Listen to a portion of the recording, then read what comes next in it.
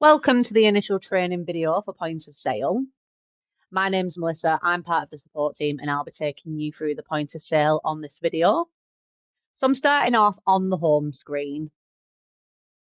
So usually it would be touch screen, so you would double click the fashion point of sale to open the software. You'll come to the login screen and every staff member should have their own individual logins. You can use the on-screen keyboard. For this demonstration, I am using a non-touch screen, so I will be typing. So I'd enter my username and password and then press login. Logging in will take me directly to the transaction screen. First off, I'm going to take you through some basic sales. Then we'll go through the top keys and then the stock, discount and customer keys, and then we'll move on to the manager screen. So starting off, I'm just going to start off with a basic cash sale. So I'm going to scan an item. Here's my item and the customer's paying by cash. So I press cash and then the customer's giving me £90 and then I press OK and then finalise. My change will be on the screen. Pressing finalise, the receipt printer will print and the cash drawer will open.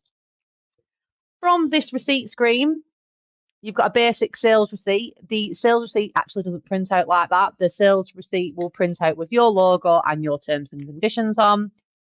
From the screen, you can press print to reprint the receipt, press gift to print a gift receipt, and if you forgot to customer track the transaction, you can press track. At the bottom here, we have email receipts. You can press email to email the customer a receipt.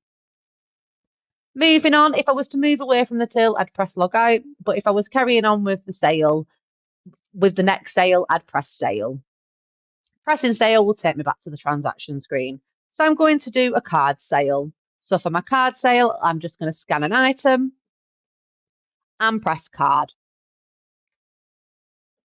Pressing OK. If I've got an integrated card machine, it'll go over to the card machine for me to finalise on the card machine. Then, if it's not integrated, you would go to the card machine, put your £89.25. Once that payment's been approved, you would just press finalise. And that's how to do a card transaction. The next one we're going to look at is splitting a transaction by different payment methods. So we're going to do a cash and card split sale. So I've scanned my items and the customer wants to pay £100 cash and the rest on card. So I would press cash and I would override this to 100. I don't need the decimal point or the zeros and press OK. It's taken me to the additional payment screen. So now I can press card and then put the rest on card and pressing finalise. The receipt will print and the cash drawer will open, and then on the receipt it'll give me my breakdown of how I paid. So £100 cash and the rest on card, which was £78.50. On Fashione, you can do as many splits as you want on different types of payments, such as cash, card, credit note, and voucher. It doesn't matter, you just have to get to the amount that the transaction's worth or over, where there's some change due. Moving on, we're going to move on to the keys at the top. So we've got quantity, price, refund, department, find, hold, resume, gift voucher, and transfers. We're going to ignore payments in this video. So we have quantity. So say, for instance, a customer is buying 2 of the exact same thing. You can press quantity and then change it to 2. Now the quantity is updated to 2. It has to be an identical item. It can't be different sizes or colours. It has to be the exact same item.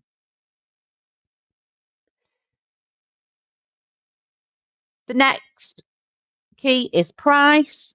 So for price, this is individual discount. So individual means the item that you have selected and you press price. This is where it would alter just that one price. So I can take it down by value here, or I can press discount to select a percentage. So if I want to do 10% off, press OK. That now applies to that. Pressing OK, taking me back to the transaction screen. So the top item has 10% knocked off it and the bottom item is still at full price. You'd finalise this as normal, so say cash, OK, and finalise, and the receipt will print with the discount on. So that's individual price. We will come to full transaction discount later, which is the disc button. For refunds, you can use the sales receipt to refund the transaction. It's important to use the sales receipt because the sales receipt will bring up any discount that was applied to the transaction, but you can still honour a return without a receipt, and I'll show you that after this step. So pressing refund, it'll ask me to scan the receipt. I'll just scan the receipt, and then it asks me if I want to scan another receipt. I'm just going to press no to that message, and then I can tick what I want to bring through. So the customer's only returning the top one, and this was sold at a discount. So I'm just going to tick that one and then press OK. Now I can finalise the refund by credit note if the customer wants a credit note, or I can do a card refund, cash refund. It just depends on your terms. So I'm just going to do a credit note refund. So I'm just going to do a credit note, OK, and finalise. Your credit note will print followed by your returns receipt. So that's how we do a return with a receipt. If the customer's brought the item back and you don't have the receipt and you can't find it in the journal, then you can just scan the item onto the transaction screen and then press refund. Pressing refund will turn that item to a negative, and then you can finalise it as you wish. Next, we're going to move on to exchanges. So to start an exchange, you need to do the refund part first. So press refund and scan the receipt. I've only got the one receipt, so I press no to that message, and then I select the item that the customer's looking to return for an exchange. So I've popped that in, and that's now at a negative. And now I'm just scanning the replacement item because they're changing it for a different size. So no money is due, but I still need to finalise it. So I can just press cash. It is at 0, so then I press OK, and then I press finalise. So that exchange example was based on the amounts being the same. For more exchange examples, if you have a look at our tutorial video on exchanges, that'll take you through different values. Moving on, we have the department button, which is shortened to debt.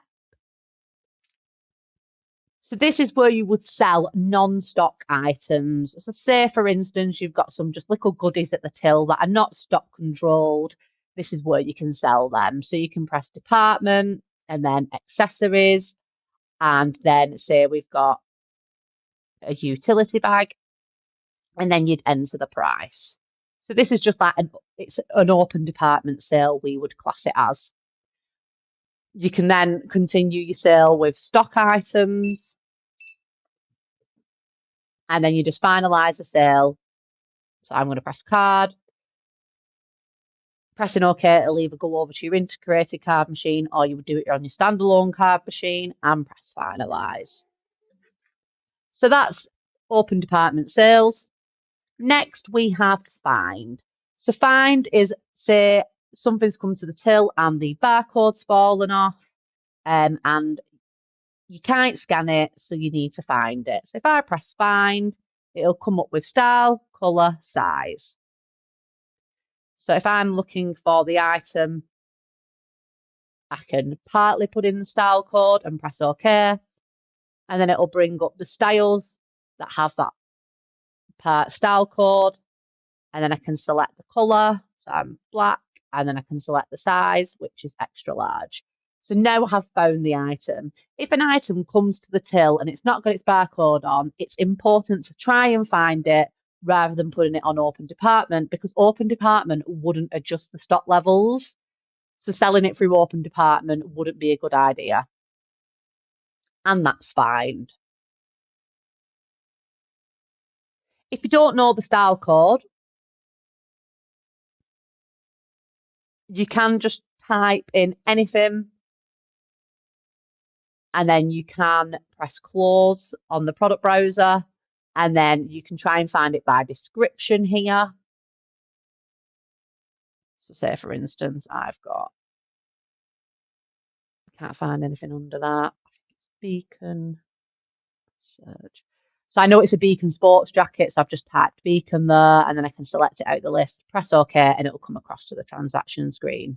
So if you can't find it by style and press close, it'll then bring you to the product finder where you can then type it in by description. Hold and resume. Hold and resume is used for when you've scanned someone's goods in the till and you need to quickly hold the sale to serve somebody else. Say they forgot the purse and they need to go back to the car. Instead of you having to rescan it all, you can just press hold and then you can enter a reference. Holding the transaction will just log you out for the next cashier to log in. So logging back in, the customer has come back with the purse. I can go to resume and then here are my held sales.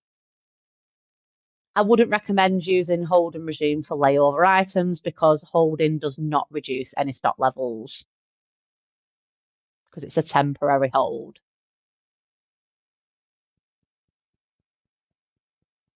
Gift voucher is if you're selling gift vouchers. So the default system on Fashione for gift vouchers is the paper vouchers, but you can have plastic cards switched on. So if I press gift voucher and sell a gift voucher and I'll enter my price, which is 30, and I press OK. So mine's paper vouchers, but if it was on gift cards, it would prompt you to scan your gift card to then be able to load that money onto it. You can sell gift vouchers as well as sell items at the same time. So the customer's paying by card on this. If I press card and OK and finalise, it's now printed me a gift voucher out and the sales receipt.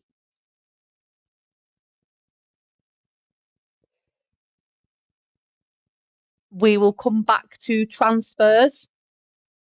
So moving on at the bottom of the screen, we've got stock, disk, void, and customer. You've seen me use void in this demonstration video. So say, for instance, my scanner got a bit scanner happy and I've scanned it twice. I can just press void at the bottom to void it off the transaction screen. That's all void is used for. Void is not for voiding any sales that you've done. It's just to remove anything off the transaction screen that you no longer want. Stock is so you can check stock in store, locally, and for multiple branches. So if I scan an item where I want to stock check and I press stock, it comes up with the top grid, which is my store stock levels. So I can see black. I can also see the other colours that are available. Now at the bottom, it's showing me what's available in Charlie for the selected colour at the top. So I've got black selected here. But if I move down to olive, it will change. For multiple locations, you can actually select the one in Charlie and then request that stock level. That would then send a message on the Charlie till saying Preston has asked for this, and then they can do a POS transfer to you. So that's viewing stock on the till. Next, we have discount. So discount is overall transaction discount. So this is where you're given a discount at the end of the sale.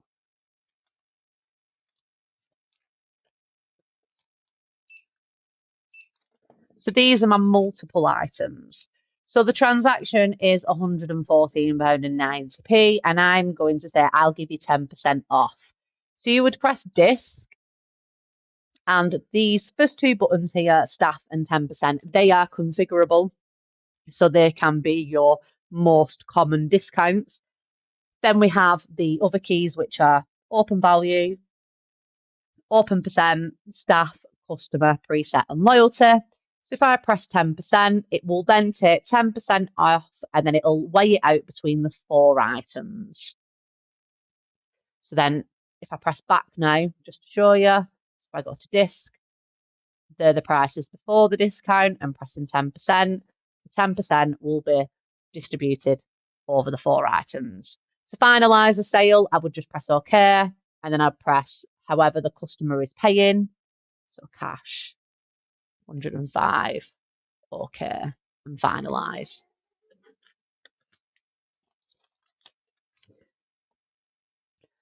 On Fashione, double discounting is switched off by default. So for an example, I'm going to scan 2 items at full price, but then I've got an item on promotion. So I'm going to give the customer 10% off. So if I go to disc and then press 10%, it will only give 10% off the full price items and not the item that already has a discount. And that's because this item's in promotion. This also goes for if you individually change a price on this screen. So say this £39.95 t-shirt, you put that to 35. Then if I go to disc and press 10%, it'll only apply 10% off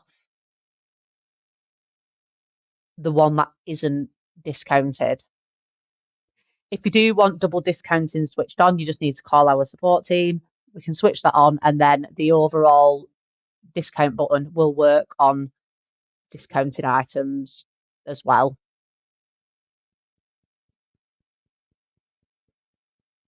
So that's disc, and we'll come back to customers. So at the bottom, you've got your green payment keys, and you've seen me using them for cash, card, credit, cash and card so far. I'm just going to take you through a voucher situation. So I'm going to scan my item that the customer's buying, and then they've presented a gift voucher. So I would just press gift voucher, and then I would scan the gift voucher.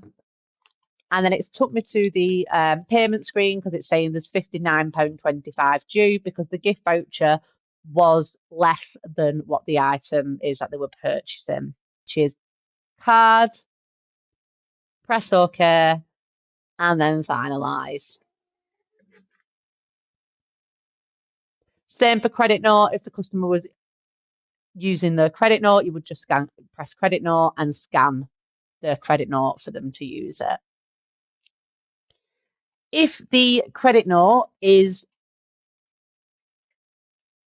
more than the transaction, it will just issue them another credit note on as change.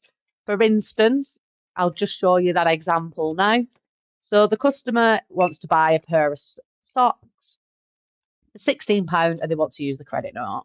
So if I press credit note now and I scan it, it's saying the credit note was for £35.96. So the change is due on the credit note for £19.96. It'll print me a new credit note out and the sales receipt. Credit notes on Fashione, once they've been used, can't be used again.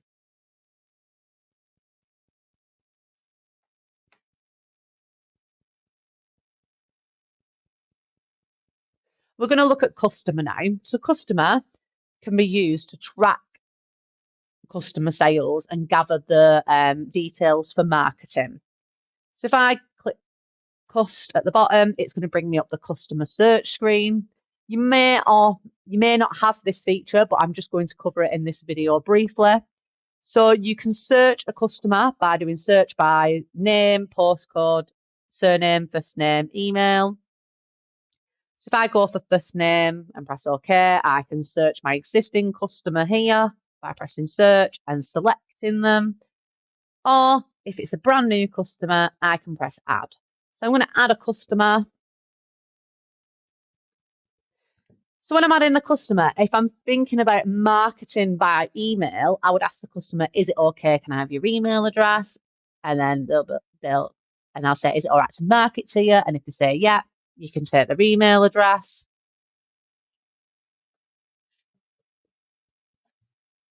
If you're doing messaging, you could take the mobile address. Heard from would be automatically filled in by the store that you're collecting them from, but you can override this. You can also enable birthdays, so then you can report on that information if you want to send out birthday vouchers or birthday emails. Address, you can type in a postcode. Now, what's not standard in the system is postcode lookup. If you do want postcode lookup, if you contact our support desk, they'll talk you through of how you can do that, because you would sign up for an account with postcode anywhere and buy credits for address searches. Now, it's really important, just to recap on this, you have to ask the customer, is it all right to market to them using their email address? It's part of GDPR. So if they say, yeah, that's fine, you can tick it and then you press OK. Pressing OK will create the customer, and the customer's name is now on top of the screen. So I can continue my sale as normal. So I'm just going to press cash, OK, and finalise. Say the customer has come back in. I wouldn't add them again, I'd just search them. So I'll search for first name, so I'll search for my customer, press OK, and bring them to the transaction screen. If any details have changed for that customer, you can just click their name and then it'll take you up to the customer details. This is where you can add or change their information. So we've got details and address. And then we can also view the history. So pressing history, you can see what that customer has purchased. So if they've got a question such as, oh, I bought something Barbie the other day, but I don't really have time to try on. Do you know what size? Do you remember what size it was? You can actually look into the history. Or if they come in, you can actually say, oh, we've had a new delivery of Barbie. If you have a look at what brands that they do buy, it can point them into the direction of what brands they like. Coming back to this screen, we're now going to move on to transfers. So transfers, this is where you can transfer stock to different locations. So by default, the system will just transfer the stock directly into the other branch unless you've had this setting switched off. If you've had this setting switched off, I'd recommend that you look at the video tutorials on POS transfers and booking in transfers from the POS. So if I'm wanting to transfer some stock to a different location, I would just scan the items that I want to transfer and then press transfer. It might ask for a reason. If not, you would just select the branch Charlie or whichever branch you're transferring it to and press OK. It'll ask, are you happy if you want to proceed with this transfer? And then you just press yes. It'll ask, do you want to print another receipt? Once you press no, it'll stop asking you that question.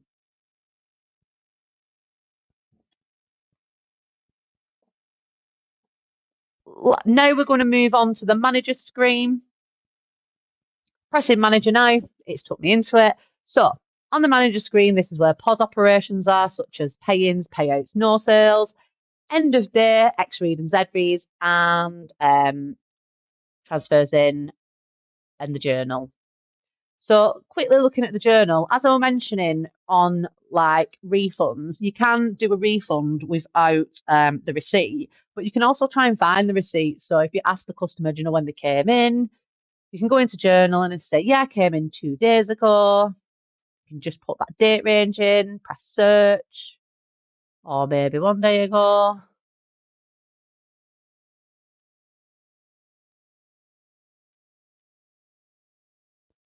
Then it'll load the transactions. And then say if it's, this is the item, yeah, we're at navy, we're at medium, yeah, £39.95. How did you pay? Well, I paid by cash. Yeah, that's that transaction. And I can press the print button at the bottom to reprint the receipt. So you can use Journal to search by date range, or if you've got the transaction number, you can type the transaction number in or even scan it. So that's Journal. No sale is just opening the cash drawer. It does record when you do go into a no sale, and you can switch this on and off under security. So pressing no sale, it will either open the cash drawer, or ask you for a reason for the no sale. Once you've selected the reason, it'll open the cash drawer. Pay out and pay in. If I'm taking money out the cash drawer, say for instance, going to buy some milk, I can press pay out, and I'm taking £2 for some milk. It might ask you for reasons on that. It just depends on your setup. Paying in, say I've come back from the shop and I've got 50p change and I'm putting it back in the cash drawer. I can press pay in and then pop in the cash that I'm paying into the cash drawer. All no sales, pay-ins and payouts, print receipts. Lastly, we're going to look at end of day. So X and Z read. So if I click X read, this comes up with an X read. So for the days, so I've got the total sales, my sales only, my refunds. I've got a VAT report. I've got a gift voucher and credit note reports. I've got brand sales reports. I've sold 19 Barber, 5 Gant for the values at the other side, category sales reports, cashier sales reports. The Z read and X read can all be configurable by the XZ config. So in here, I've got brand report selected, category report selected.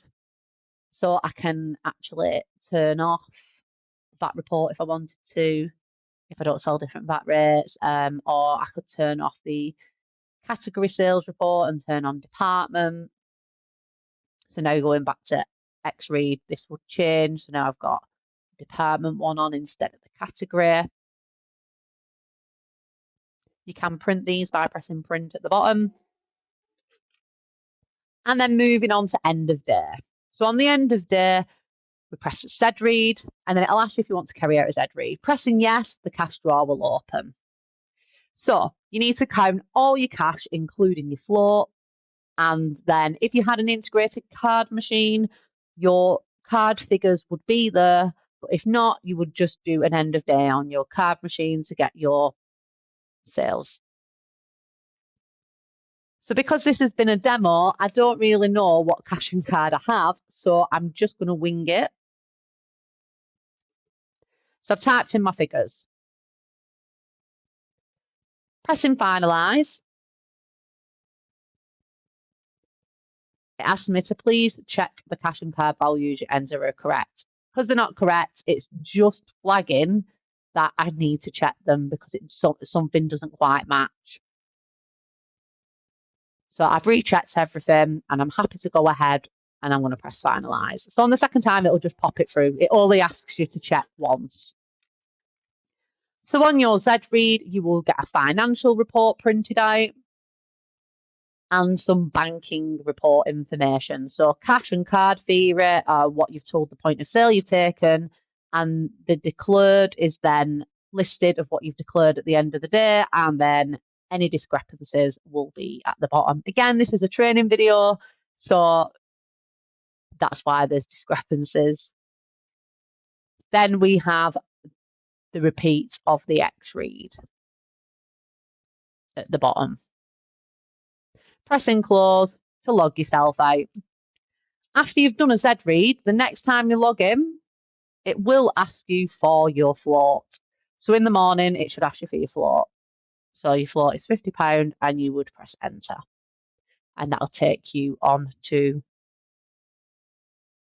a fresh transaction for today. So if I go to X read now, it's all cleared down.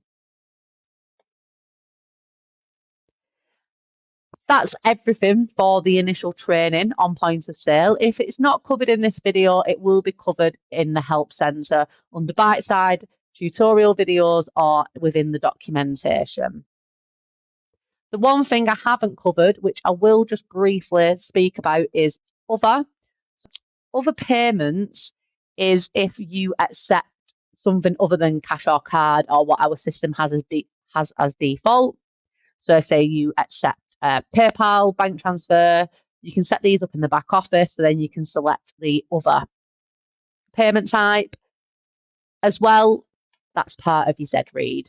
So you've got other here. So if you do use other, you just need to count them all together and then pop them in. Any questions, please feel free to contact our support desk. You can find the opening times on our website and in the help centre. Thanks for your time.